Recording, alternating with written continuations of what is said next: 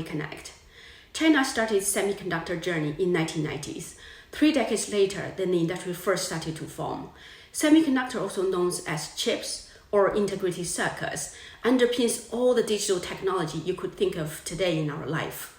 But did you know making an integrated circuit is a very complex and complicated process?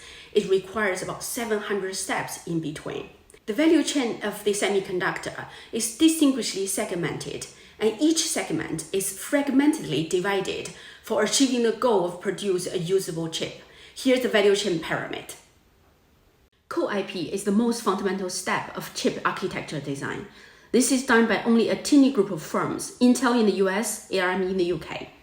Design is a crucial step by using software tools that simulate the physics of chip circuitry. The electronic design automation is dominated by US firms, but the participation in broader specific chip designing is more diversified across country. Silicon wafer production is to manufacture wafers from ultra-purified silicon. Chip fabrication on wafers is a process required using a highly specialized equipment to complete the task.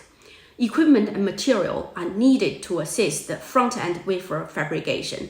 That is, the process mainly consists of 7 to 8 major steps, and each step of the process requires using a dedicated equipment, advanced technology to get the job done.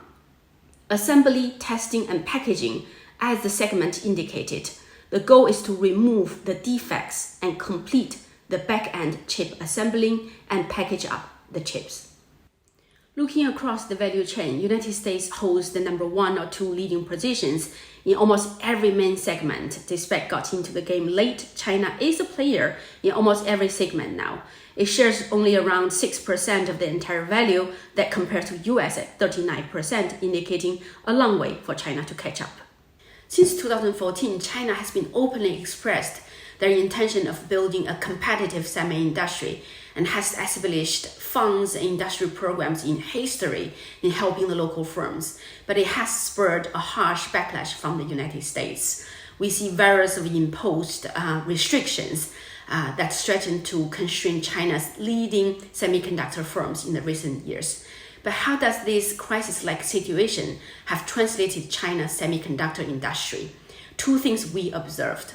First, an even greater sense of urgency to grow the sector, and second, an even bigger investment opportunity presented. We'll go through these developments next week. This is Xiaolin Chen. Thank you for watching China Market Connect. I'll see you next week.